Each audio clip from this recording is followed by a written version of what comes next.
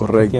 Tiene que ser Pero así. que la base de ese desarrollo no dependa de voluntades individuales o de pequeños grupos, de asuntos de beneficios políticos momentáneos, sino que sencillamente sea la sociedad misma, con esos beneficios y con esas posibilidades, que su participación produzca en esos resultados.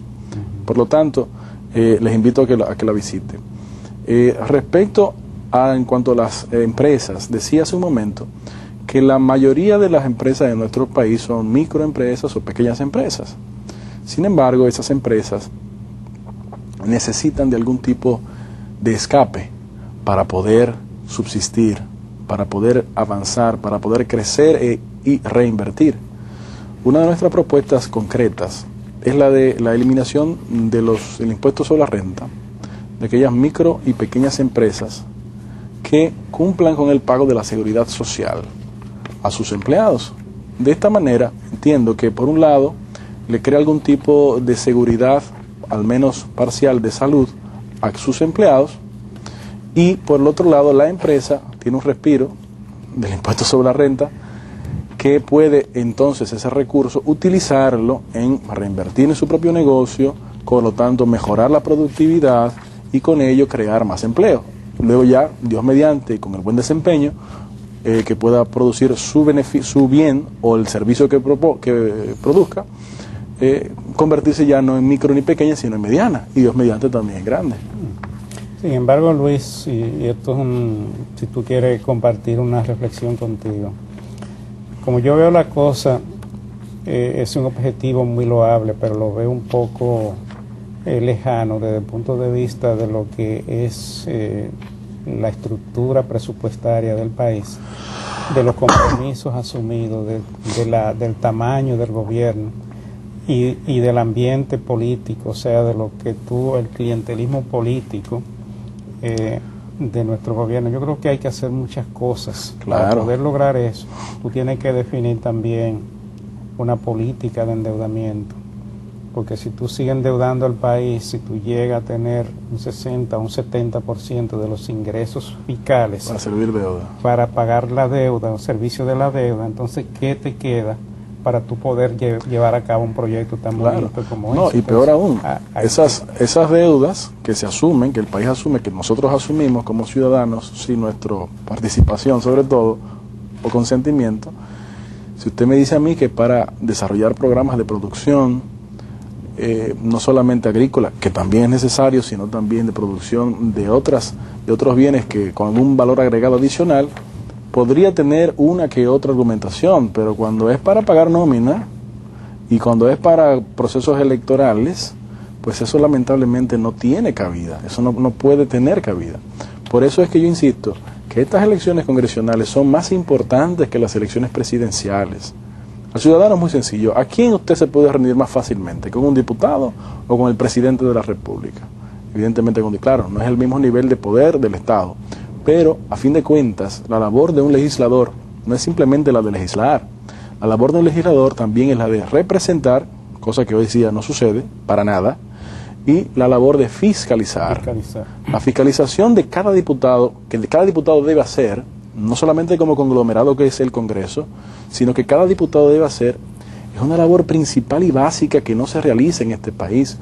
Usted se puede imaginar que ni siquiera la mitad ni la tercera parte de la matrícula congresional, sino siquiera una cuarta parte, hiciera la labor de fiscalización que tiene que hacer por mandato constitucional. Usted sabe la cantidad de cosas mal hechas que se dejarían de hacer y la cantidad de cosas mal hechas cuyos responsables tendrían que responder.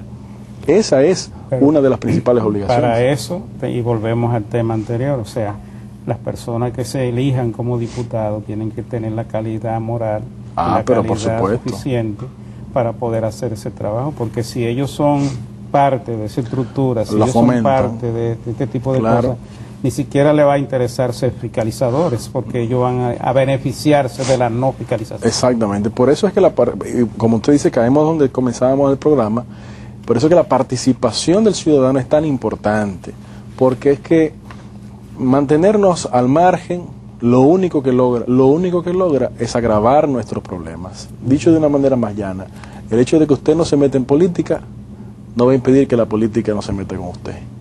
Eso es una realidad. Y este programa, porque yo creo que el tema de las microempresas, microempresarios, es sumamente importante, ya que ellos representan, si no el 50, más del 50% del empleo dominicano, y realmente son los menos afortunados por las políticas públicas, por el crédito, tienen las mayores dificultades para acceder al crédito, porque en la mayoría de los casos no son ni siquiera sujetos de crédito. Así es, así es. Pero tampoco se cumplen algunas leyes, como por ejemplo la compra que debe hacer el Estado a las pequeñas y medianas empresas.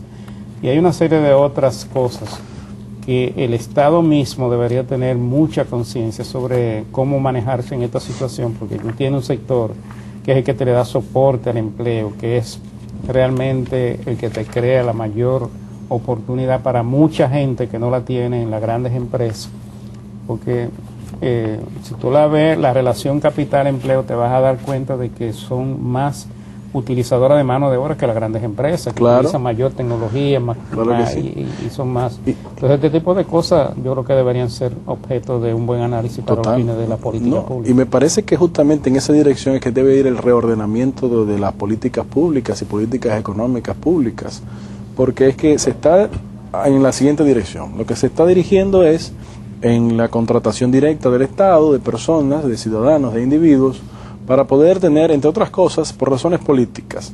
Pero eso ha imposibilitado que el Estado realice acciones necesarias de producción autosostenidas o autosuficientes para entonces seguirse endeudando, para seguir pagando servicios de deuda y para seguir pagando empleos.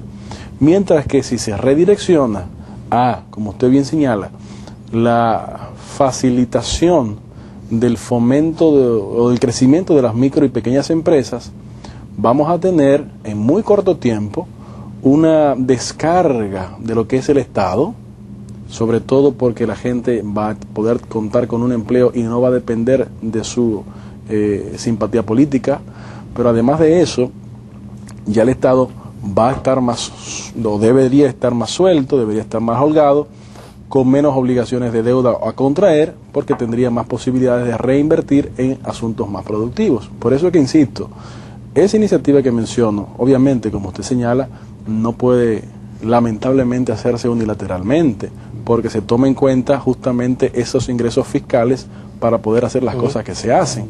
Pero me parece a mí que hay que compensar, hay que redireccionar. Y hoy día nuestro Congreso lo que se ha convertido lamentablemente es en un sello gomígrafo, un muchacho demandado del presidente de la República. Y eso no puede ser. Bien, vamos a una pausa, retornamos sobre.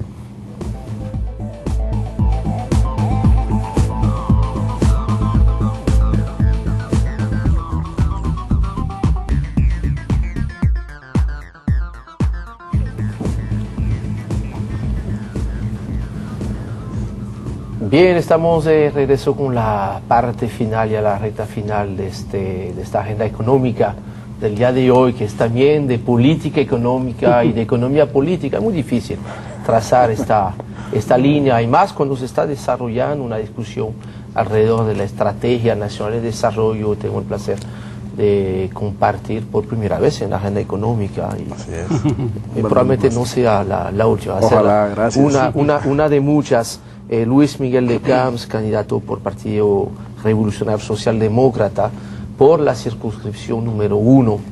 Así es. Donde ya hemos recibido varios candidatos aquí en el programa. Luis Miguel, antes de volver a los temas económicos, permítame quizás hacer una pregunta un poquito más política, pero quizás haciendo el símil con la economía. Se habla de que en la economía probablemente hay mucho futuro para las microempresas, para las pequeñas empresas. En la política hemos visto cómo el sistema está evolucionando, o algunos dicen involucionando, hacia un sistema que parece ser más bipartidista que otra cosa. Tú eres el candidato de una formación joven, de una formación pequeña. ¿Cuál es el futuro en el sistema político dominicano para los pequeños partidos como el tuyo? Mire,